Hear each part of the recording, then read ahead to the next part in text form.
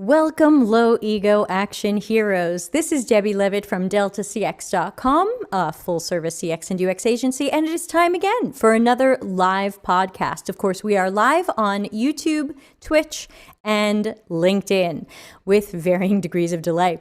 Today is technically episode 97. I'm going to show you my version 1 of my model for an apprenticeship program that I think companies and agencies of all sizes should give a try.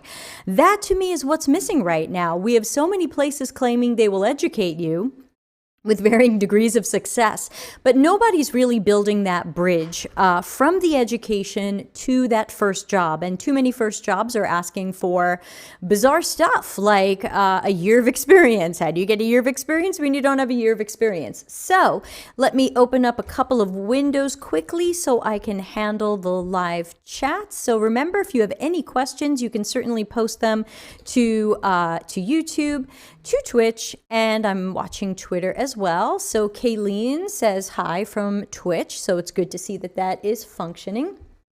And what I'm going to do today is I'm going to bring up the webpage that I've written all about my apprenticeship model, how it came to be, what I learned from it, what I would do, and how I think it can work for your company.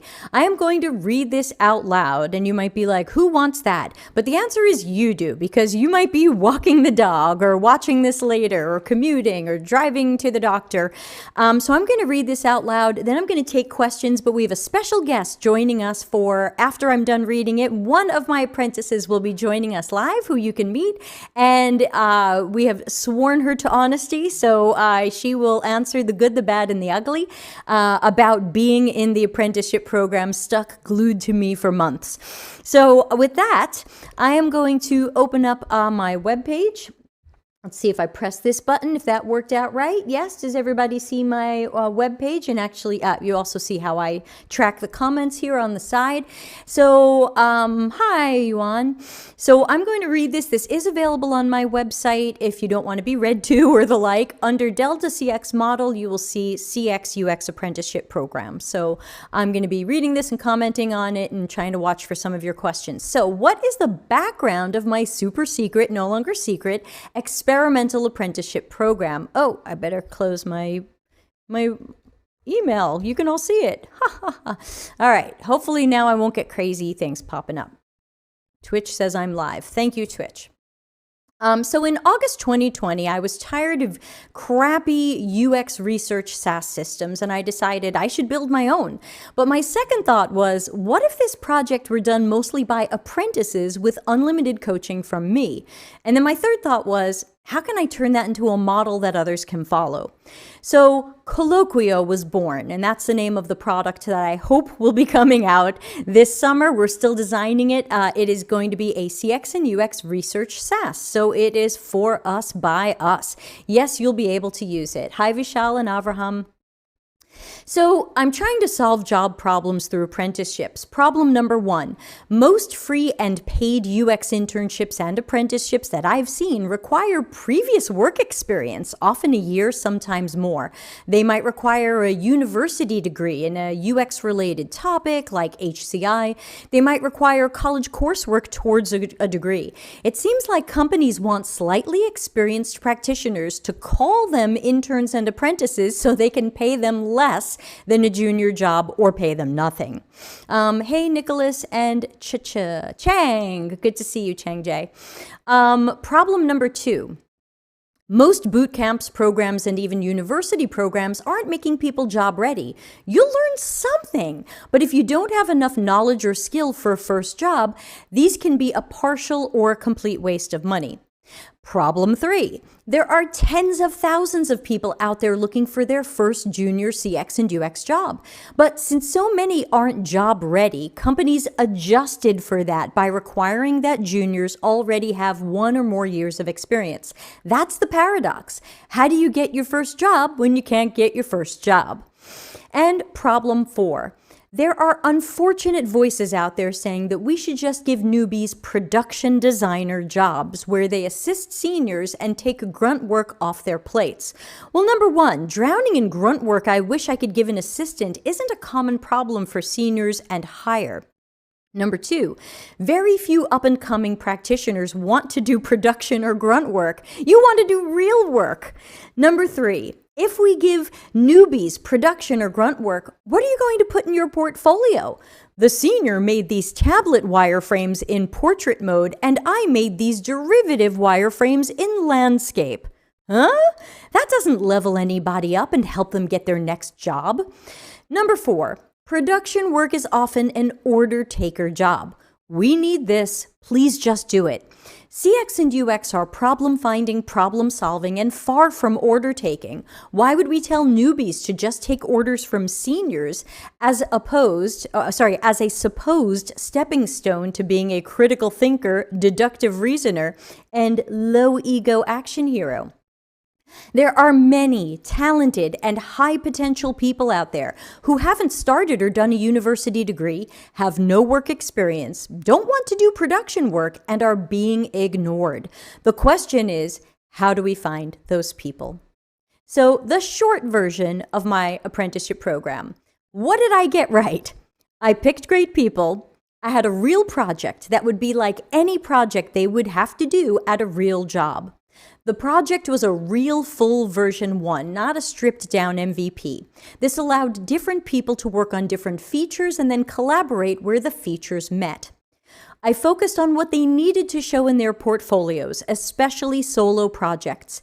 Bootcamp and uni grads sometimes have done projects only with other students, which makes it hard to judge their individual abilities in a portfolio.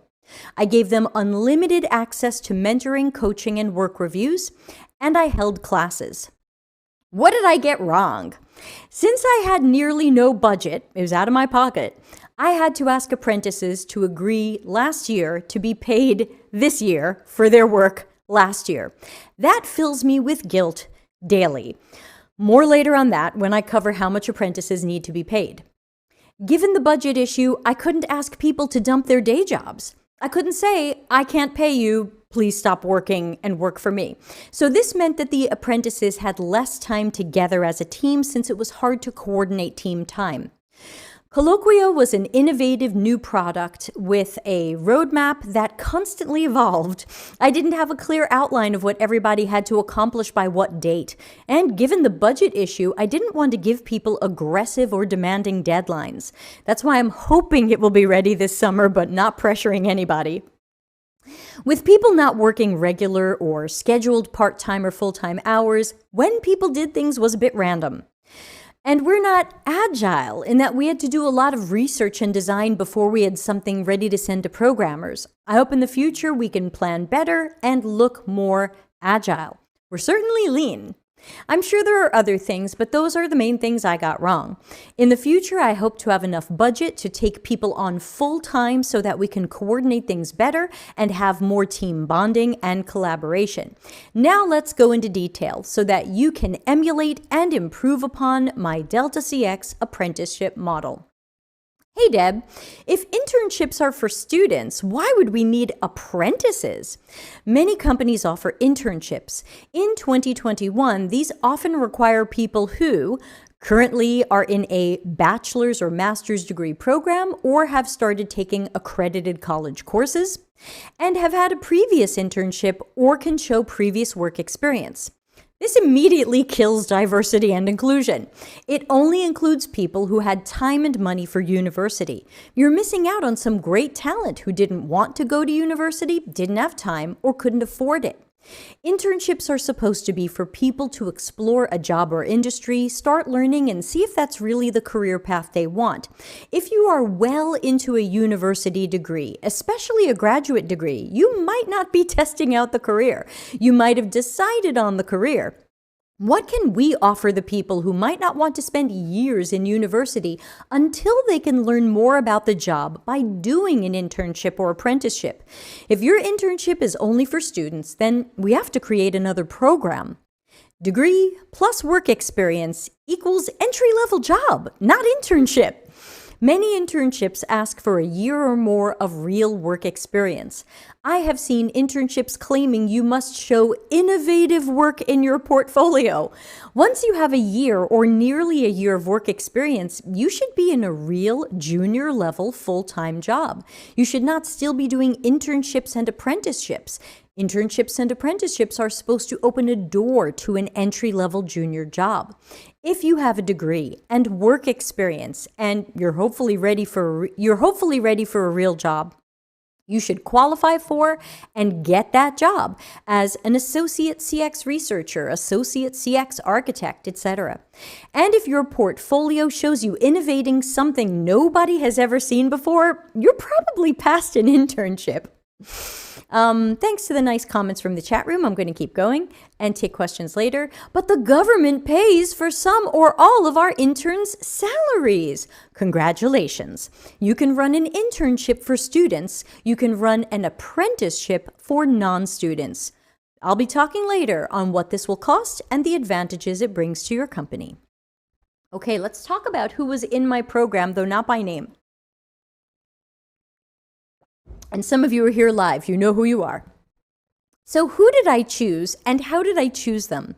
Everybody came from my Delta CX Slack workspace or had booked a free coaching call with me.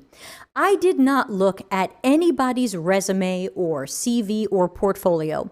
I didn't care if or where they went to school or which certificates they had. I tapped into my existing community of low-ego action heroes as a place to start versus opening up applications to the public. I Slack chatted or had video calls with people to get a sense of who they were.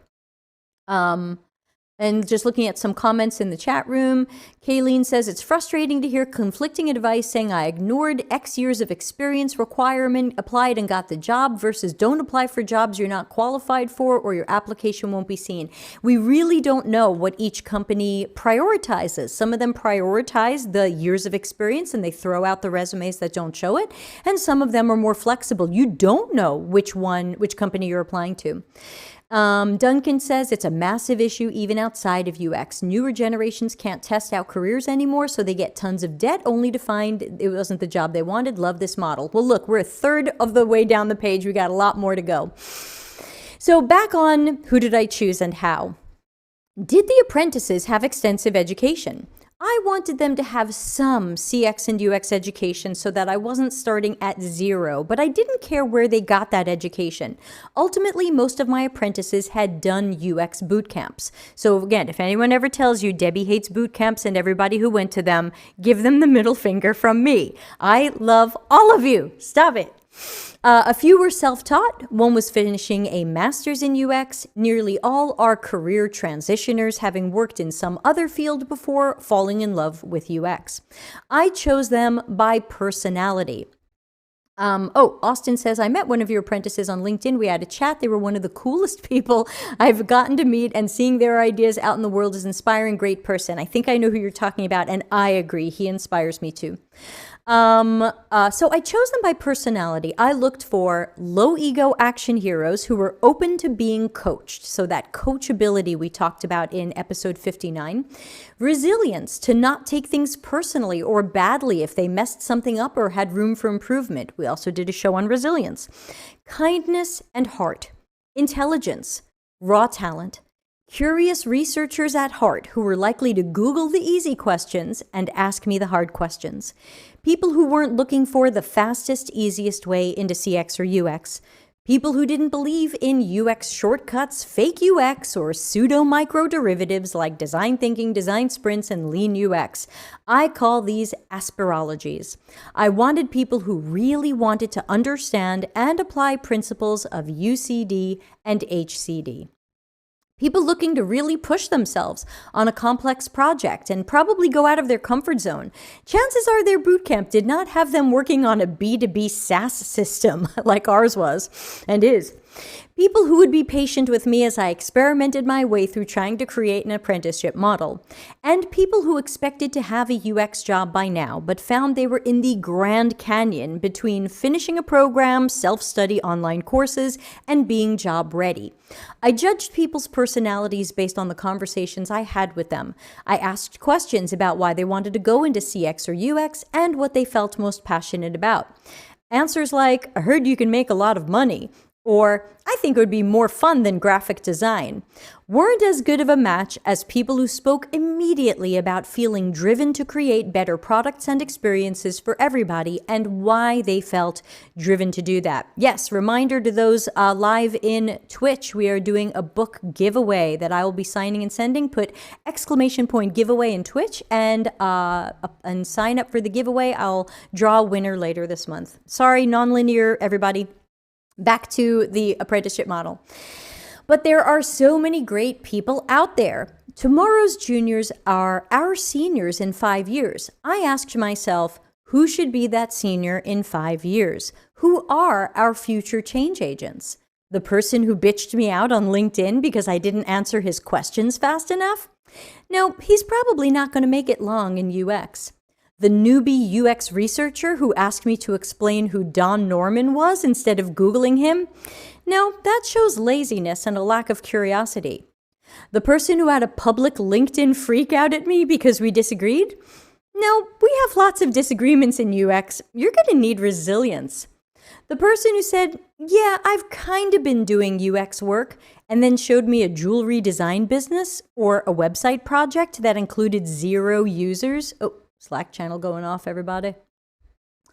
A website project that included 0 users and built what the client asked for?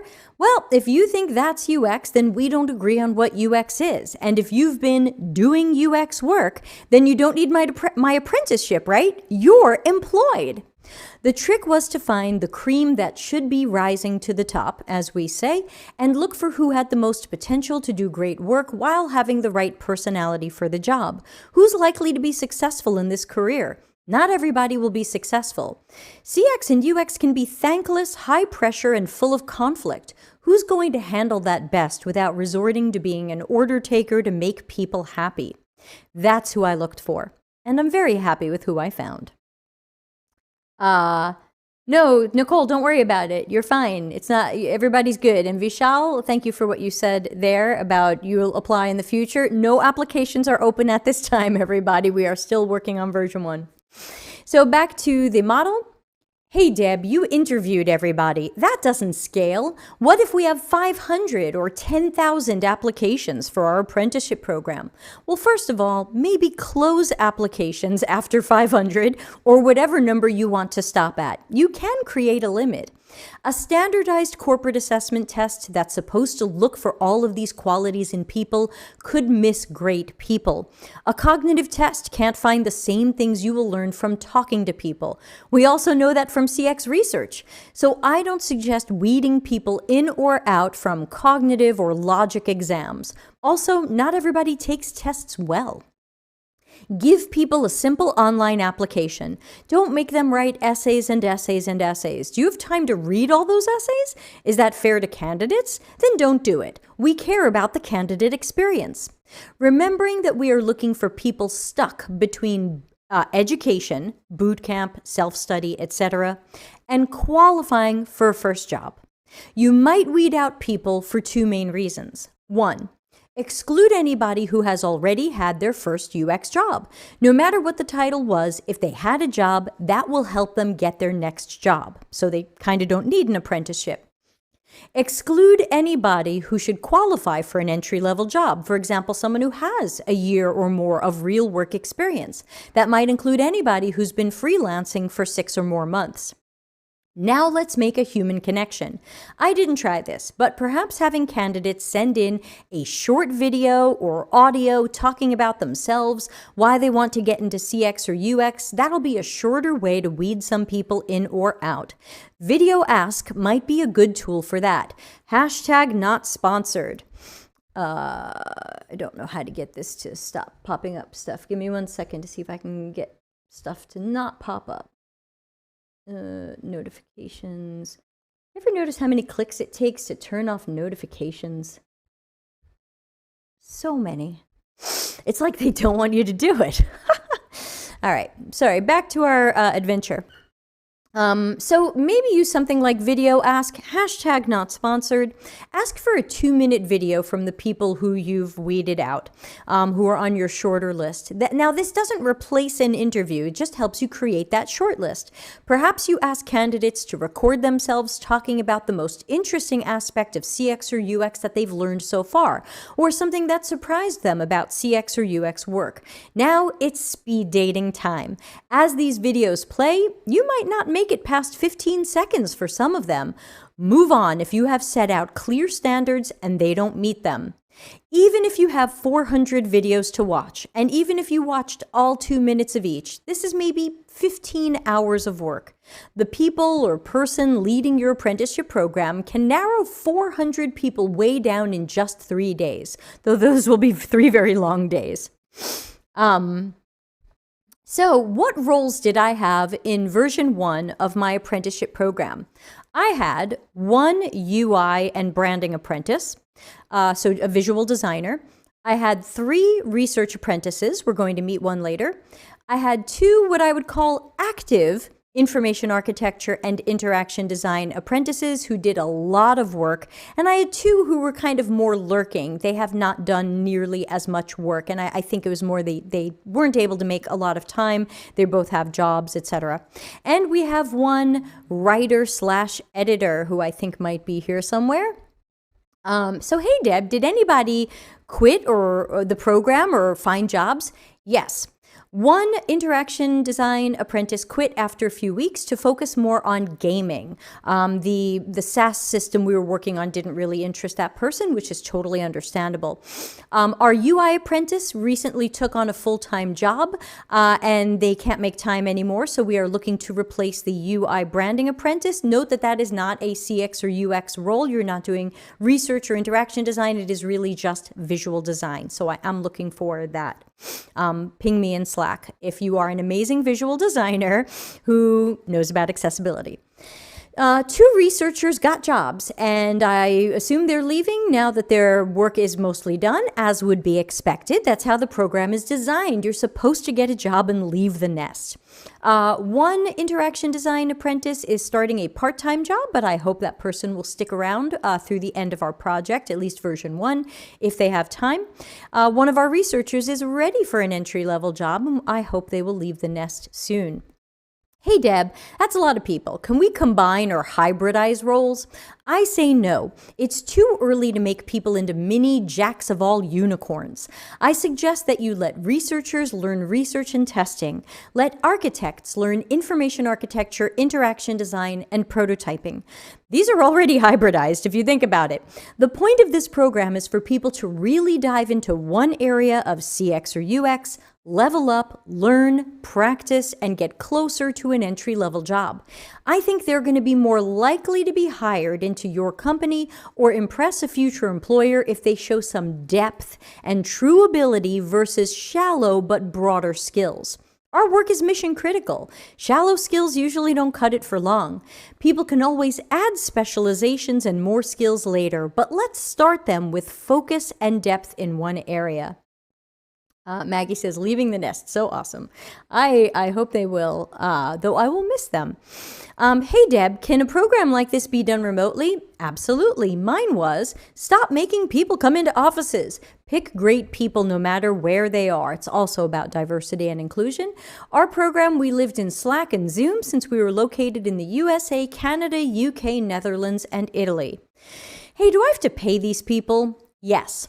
In 2021, the going rate appears to be about $15 an hour, and it's non-US dollars equivalents.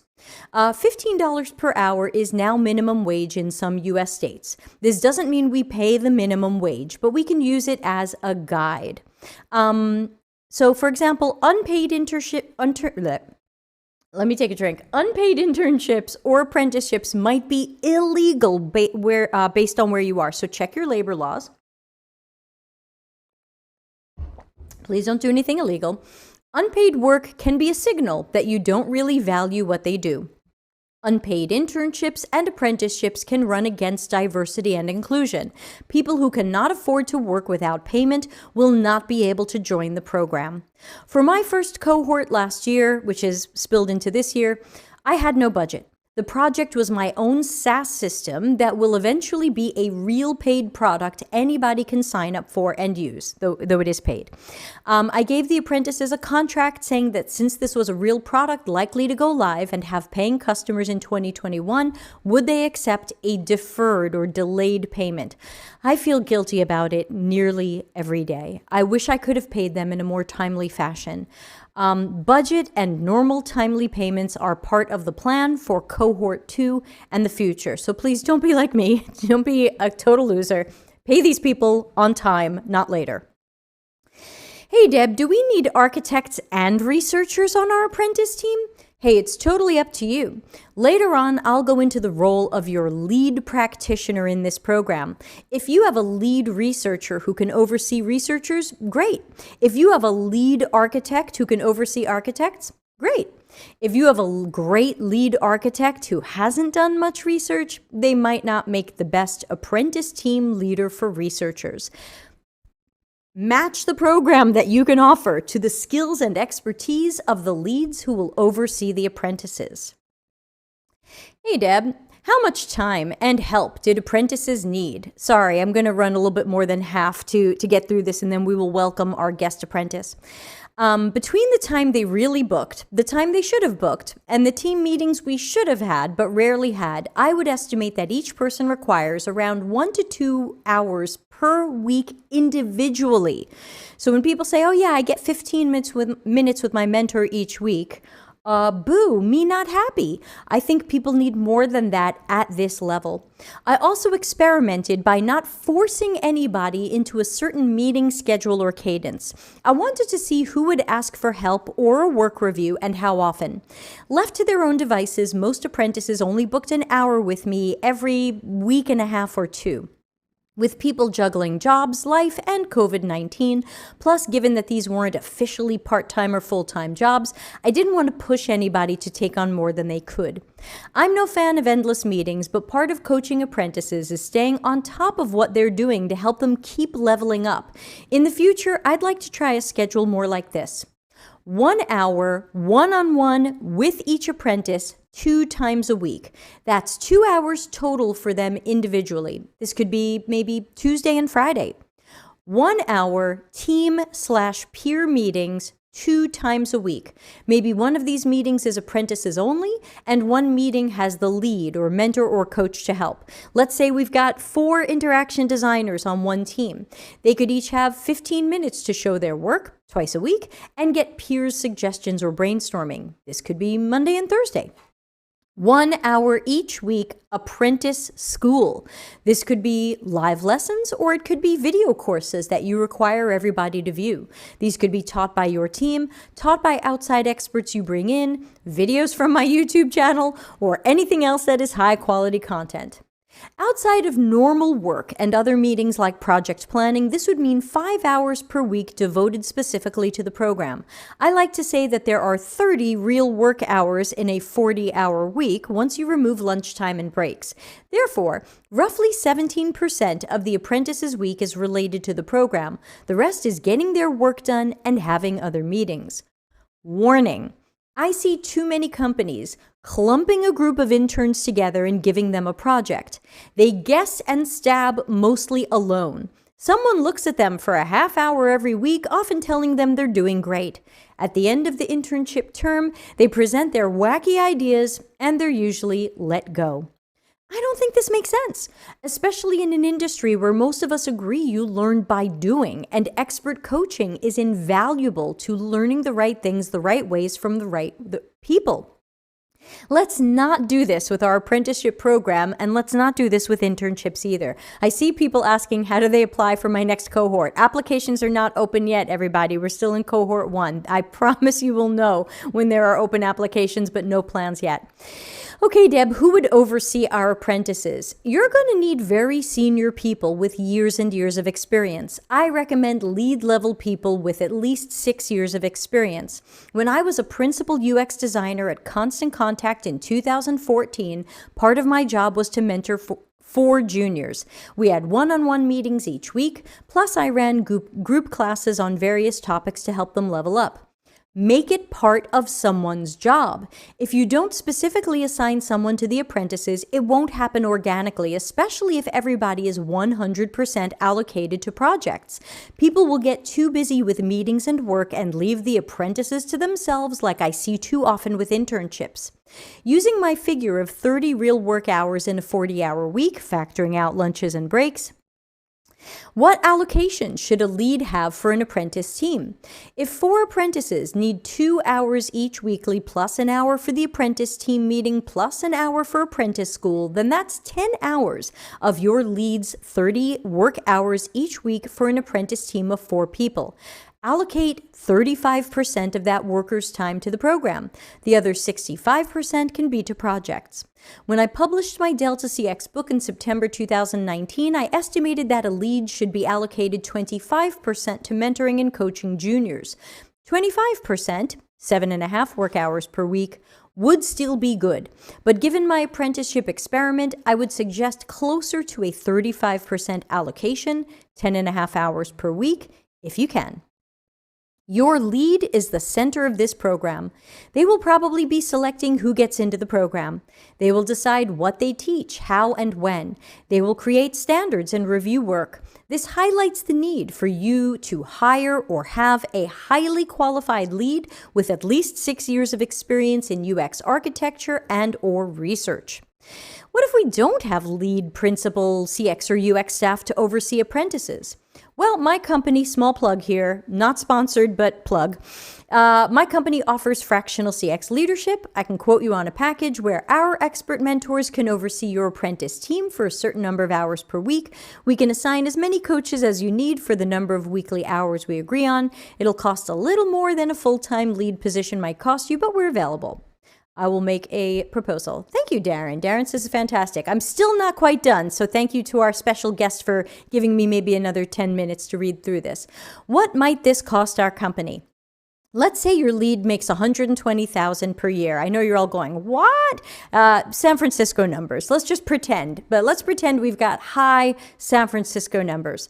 Let's say your apprentices each make around $35,000 per year. It's $16.83 per hour before taxes are taken out. So again, I'm thinking of the USA and I'm thinking of some high paid cities just to use high inflated numbers.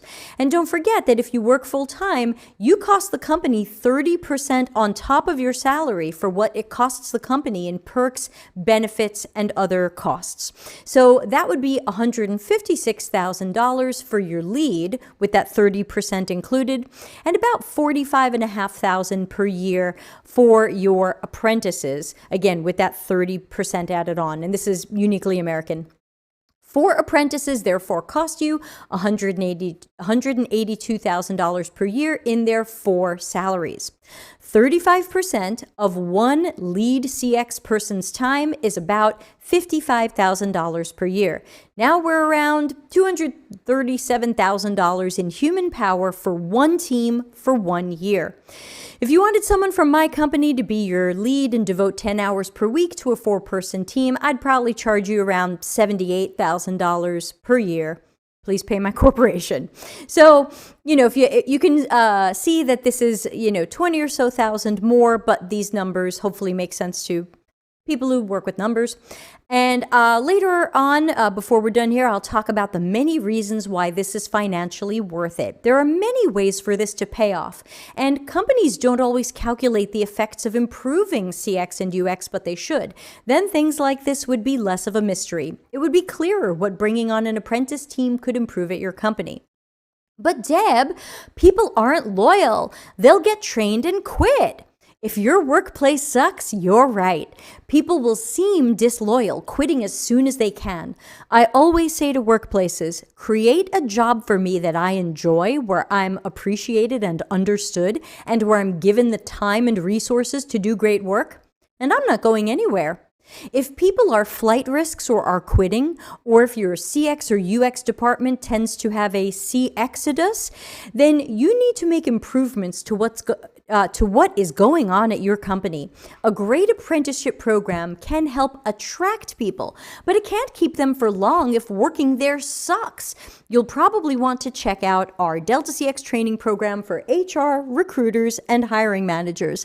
Hopefully launching later this month. I'm still writing it, but maybe March if not there. But it'll be on the website under training. That'll teach how to improve our department, teams, and jobs. Don't try to lock people into staying at your company with a work contract that keeps them there. That's not legal in some places, as it can be seen as indentured servitude. It's better to retain people by having great jobs at a great workplace versus trying to contractually force people to stay there. Yes, that means you're going to have to improve jobs, culture, and working conditions, so you're more likely to retain people. Happy people want to stay. Create the job where people want to stay. Someone's asking, what is the Slack channel I'm referring to? Go to deltacx.link, my URL shortener, /join Slack. Kayleen says, clap emoji. Let's talk about the advantages for a company to create an apprenticeship program like this. If you care about people and the strengthening of the CX and UX profession, then maybe you're not asking how your apprenticeship program makes money. You allocate 35% of your lead's time for each group of 4 apprentices, and you just do it because it's the right thing to do. Most of the advantages of an apprenticeship program can't be directly put into a spreadsheet and turned into math, but how about the advantages and value of diversity, equality, and inclusion? This program isn't just for those who had time and money for college. This is for anybody who shows the right talent, promise, and personality. This program will also bring diversity of age, since you'll have more career changers, diversity of background, since you'll have people who previously worked in interesting domains, and especially if you're open to remote, diversity across ethnicities, perspectives, and disabilities. Passing the torch. Many seniors and leads love working with juniors. They find it rewarding. Coachable juniors who are open to feedback and tough love will probably be grateful their whole lives to the chance they got at your company, which means positive word of mouth. People will actually say at least some nice things about working at your company. You might even find people fighting to get those jobs. Be the place people want to work out, not just out of desperation, and not for the minimum time they think they need to for it to not look weird on their resume. Attract fresh talent. Many companies claim to want fresh talent. Often this whispers at ageism because it semi-secretly means young. But there are many people of varying ages starting now in CX and UX. They're fresh. Find the dedicated ones who show some skill and promise, the right personalities, and give them a chance. Create career paths. An apprenticeship program is the start of a potential career at your company. Hire the strong apprentices into junior jobs. Keep that knowledge in your company. Save on recruiting, improve morale. Also, many lead-level people want a path to being a manager. Running an apprentice program, helping people level up, coordinating a team's work, and semi-managing them provides a path for leads to be promoted to managers. Apprentices can find and fix problems. Apprentices can research and architect new products and features, but for faster ROI measurements, what if the apprentice team fixed problems that are burning customer support time, hurting customer trust, and bleeding customers? They can architect, research, build, test, and iterate on important fixes to the products and services. The ROI of high performers. Companies always want high performers. What if you find apprentices who are high performers? What's the ROI of that? We need to find better ways to measure good work and bad work performance in CX and UX jobs. PR opportunity. Some companies spin their internships and apprenticeships into PR opportunities, showcasing how they welcome and develop up-and-coming talent. Good PR for doing something great sounds okay. And finally, where do we start? Reach out if you need help, but hopefully this will give you the basics for a model. You mostly need a lead CX or UX researcher and/or architect who can run the program and oversee the apprentices as part of their job. Standards: who will get in and who is likely to be offered a junior job during or after the apprenticeship. Your qualified and talented lead should be able to determine who is a good fit. Real projects: don't give apprentices fake projects, stakeholder ego projects, or the typical internship, hey, just come up with something you can improve. But if you don't want to give them mission critical projects without extra oversight. They are still learning. And you'll need time.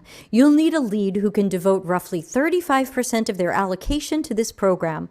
They'll start with formalizing and documenting how your company will execute on the program.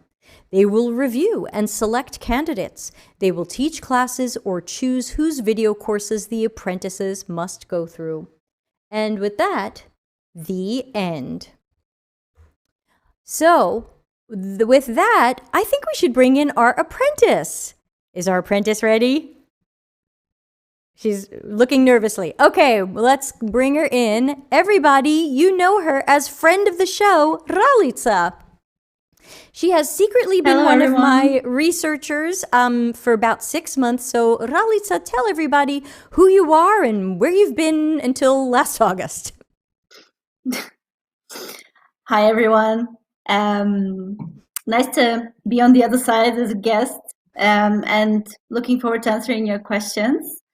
So I'm Ralica Porusheva. I will spell that. It's R-A-L-I-C as in car, A. Porusheva is a Bulgarian name, so it's a bit on the weird side. P-A-R-U-S-H-E-V for video and A. And my background is in project management. I was a Scrum Master and coach for like 4 or 5 years. And I did service management for a while in HB. So I've done a variety of roles, and I decided to move into UX last year. I started reading since February, and thankfully discovered Debbie and was able to get into this awesome program, which I can tell you more about. Yeah, that's about it in a nutshell, I think. That works. And so if anybody we're here for about almost another 20 minutes. If anybody has questions for me about the model or the program, or ask Ralica, she has promised to tell the truth even about some of the things that didn't go well. So please do ask. We want to be honest with this because that's the only way to make things better, because UX. So does anybody have any questions? I know a few people asked how to join the program, and as I mentioned, there is no application at this time. We're still working with cohort 1, and I haven't decided what cohort 2 will be or when it will be. So please press pause on that. I promise if there is going to be an announcement, it will be in my Slack channel. And probably not something I would put out to the general public, because I have 12,000 followers on LinkedIn and I don't want 12,000 applications. So that's probably what I would do. Okay, we've got our first question from Kayleen, who is over on Twitch. When did you get involved with the secret apprenticeship? How did you get in? And what was most rewarding about the apprenticeship? You can see the question, right? Yeah, I can. Hey, Kayleen, thanks for your question. So I got involved around, I think, mid-July.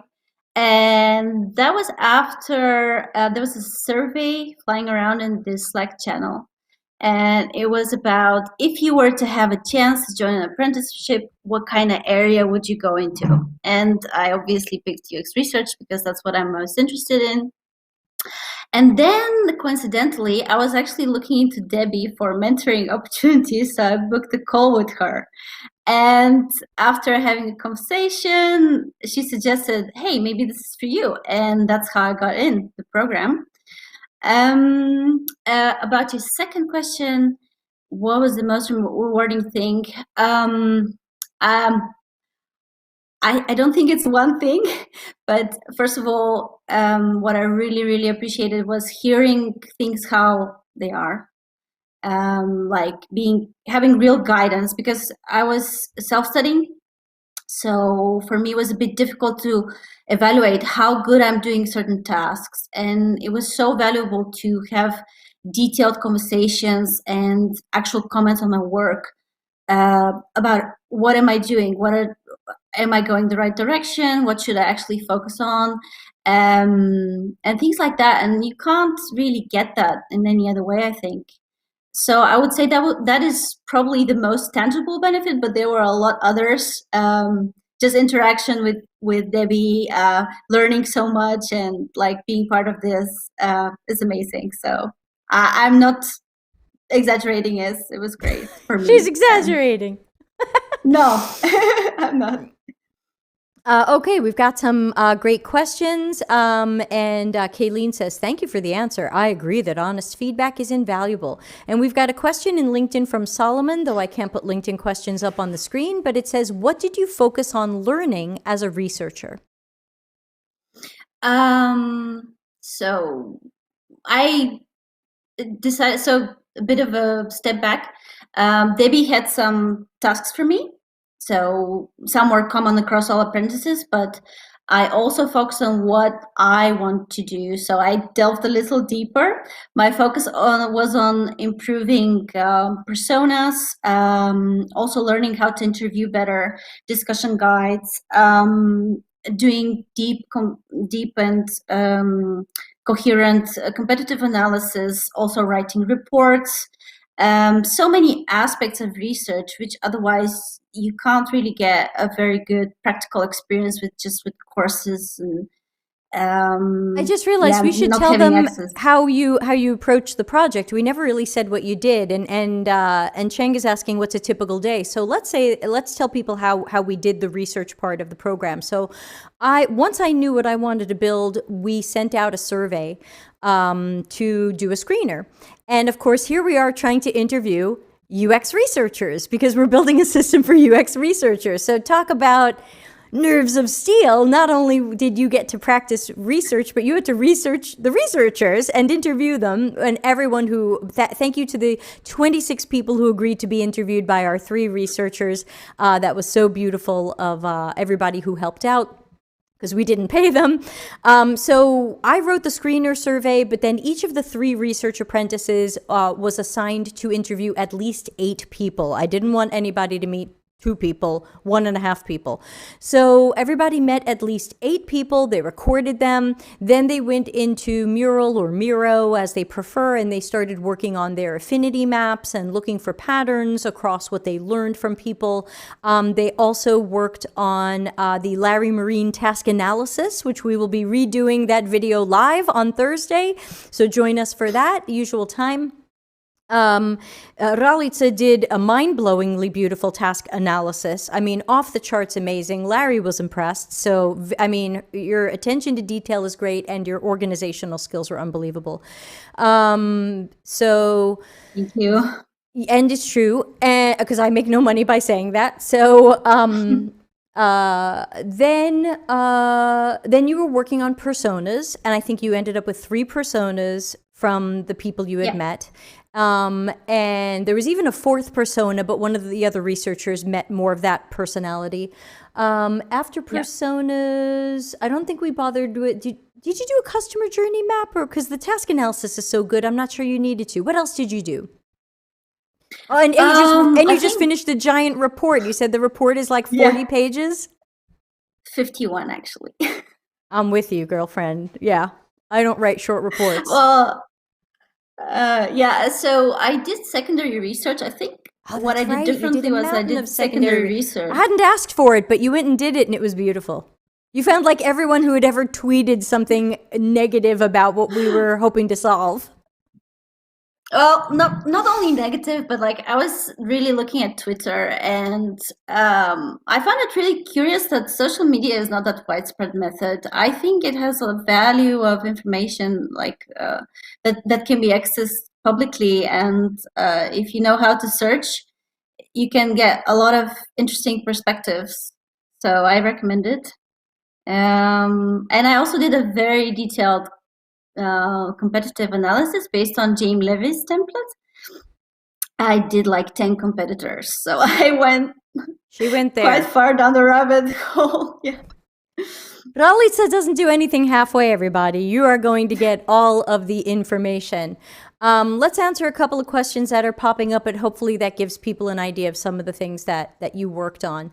Vishal asks, are there tools that helped you? I'm all for pen and paper, but I'm wondering if you relied on any online tools. So for research, what were some of the tools you used? Yeah. So first of all, you can do either Google Docs or Word. I don't know whether you have that for the discussion guide and share that across. I used Meetingbird, which doesn't exist anymore, for doing the invites to researchers to automate the links. Calendly, Harmonizely, Acuity are other alternatives to that. For the more interactive parts, I used Miro because it's a tool I was familiar with. I worked with that previously, and I use that for the task analysis, for the affinity diagram, for just doing kind of a general outline of the questions I want to answer, some of the secondary research, like kind of have it at the same place. What else? For the report, obviously, also you use some kind of word processor. What else?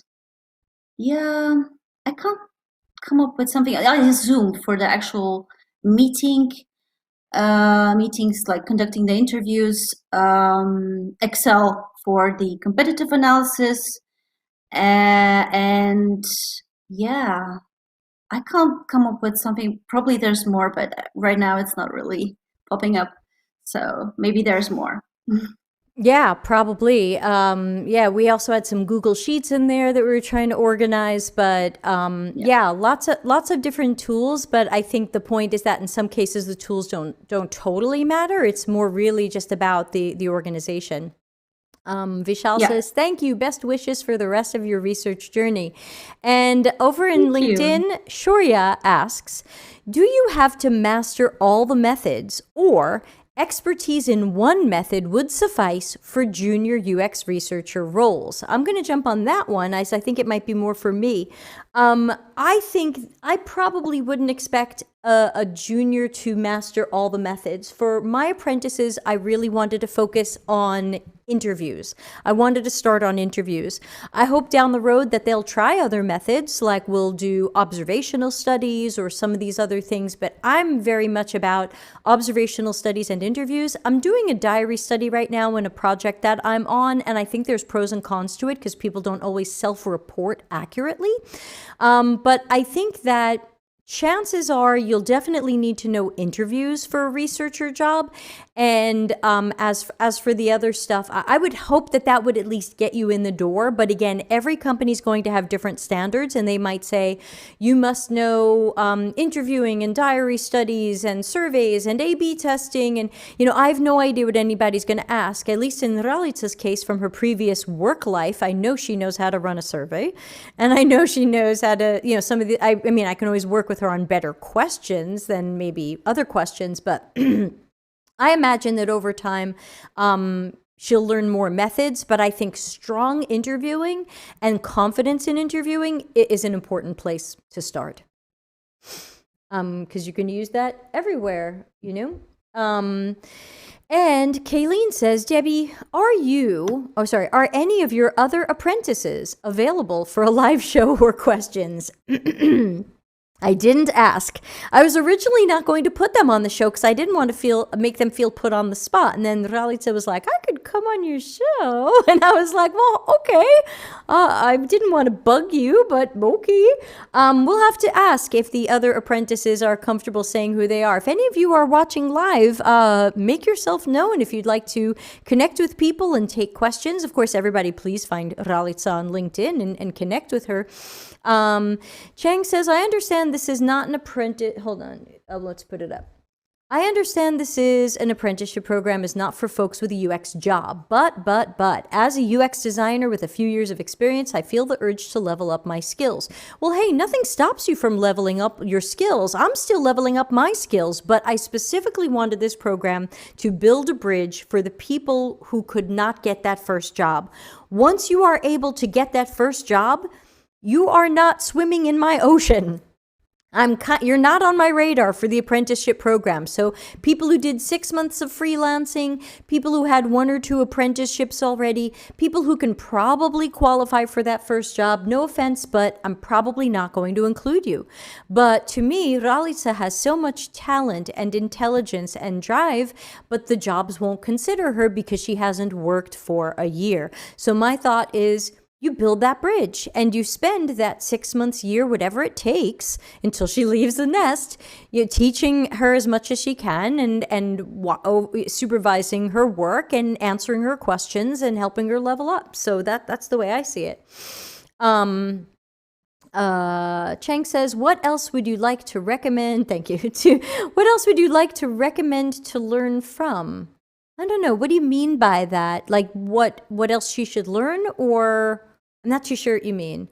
Vishal says, that's inspiring, and I feel like you're off to a good start by being here. I think all the apprentices are off to a good start. I mean, really, they're not all here and they're not on camera, but really, everyone has been doing a good job, especially the people who have actively been getting things done. We have a couple of people who haven't gotten that much done. I can't totally gush about them just yet, but the people who've been more active, I'm very happy with. Kip is here, Karen is here, and she says, Debbie, you must be a proud mama. Yeah, I definitely am. You know, few people got jobs. I don't think I can take credit for any of that. It was really just them. If down the road some of the apprentices do get jobs because of something we did together, then that's even better. But I think right now they're kind of getting it themselves. Nicholas says, I would love to hear more about your experiences interviewing others and where you would still like to continue to improve with the context of interviewing. And if you don't want to answer that here, answer it in the Slack group, says Nicholas on LinkedIn. So, Ralica, do you want to talk a little bit about what it was like to interview people for a real research project? Yeah, I would like to answer that. I think it was really exciting. I genuinely like talking to people. I'm a very curious person, so especially given the type of people I interviewed, that were UX researchers, I was very enthusiastic to talk to them. So I guess what I would improve is my ability to pace myself, because we had a really long discussion guide, like 40 questions, and I wasn't always able to fit that very well. So that's a room for improvement for myself, which I noticed, how to be more brief, how to know when to interrupt and things like that. But those are more, in my opinion, more fine intricacies of interviewing. What I really liked about the interviews is that I was able to genuinely build rapport with most of the people I interviewed. They really opened up to you, because I listened to some of them. They were great. Thank you. I really was surprised about that, because I didn't know how I was going to be as an interviewer. I mean, I communicate with people every day, and I worked in very heavily communication intensive roles, which required also coordination. But you never know, right? Like, interviewing is a very different kind of field all by itself, in my opinion. So I was positively surprised that this happened, and that's something I would like to even do better at, if possible. Yeah.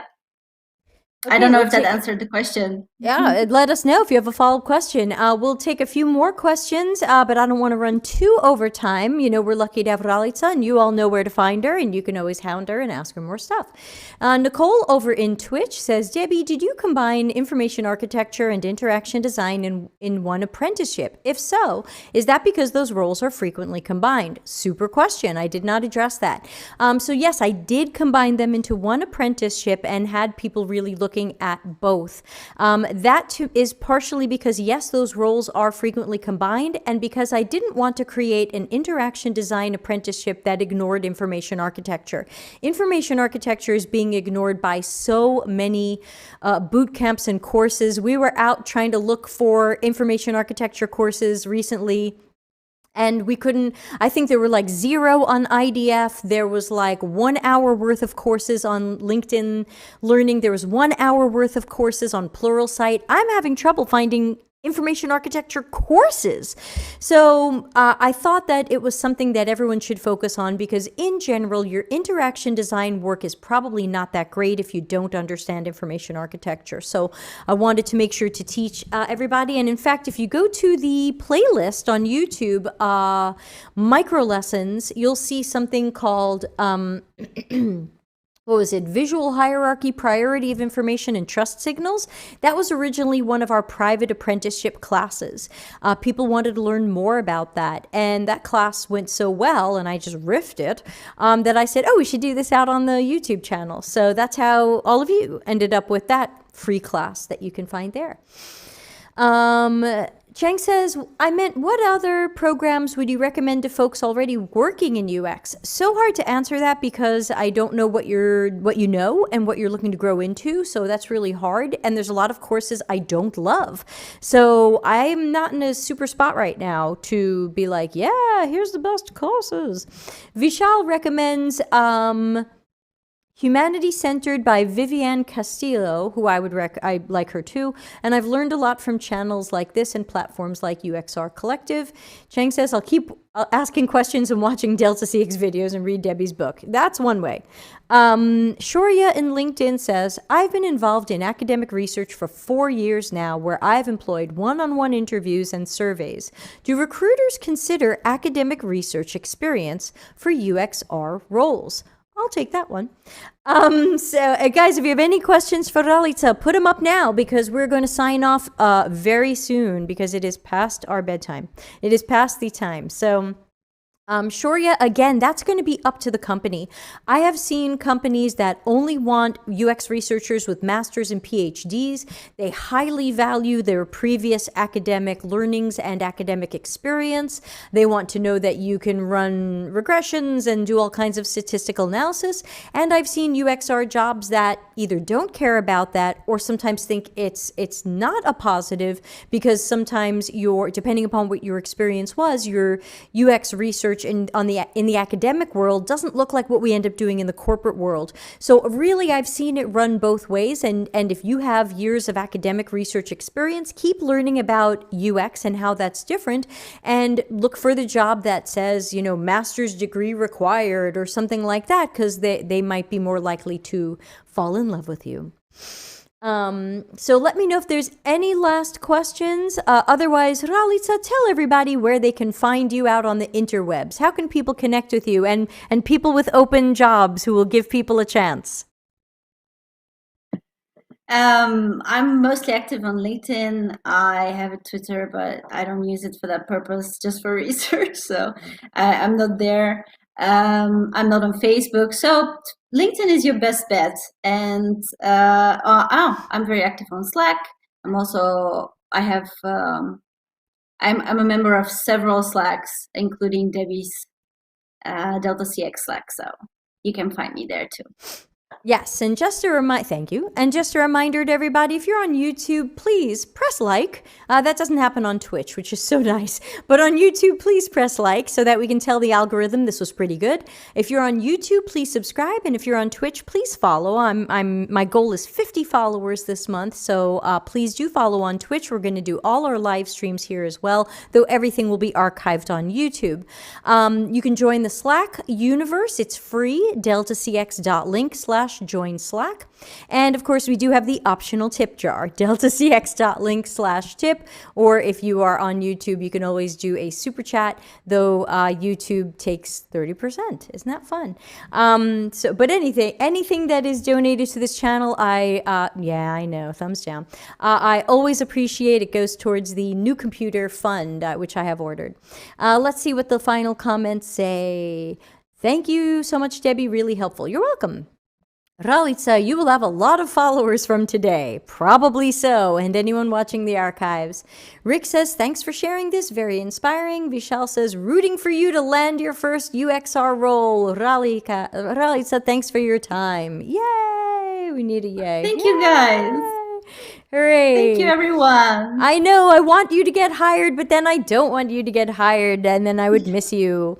Thanks to everybody for joining in the apprenticeship adventure. Please share this video with your job and your boss and tell them we've got to do this. This is really the way to go with UX. The people are just not going to learn from boot camps and video courses. Those are nice. Books are great, but we've got to learn by doing. Cassie says, thanks to both of you. Thank you. Thank you, Cassie. I'm going to play us out of here. And Ralitsa, I know I'll probably catch you tomorrow for something. Thanks, everybody. Catch you later. Have a Bye, good day everyone. and night. Bye. Delta CX, available for CX and UX consulting, projects, and training. Contact us for a free consultation.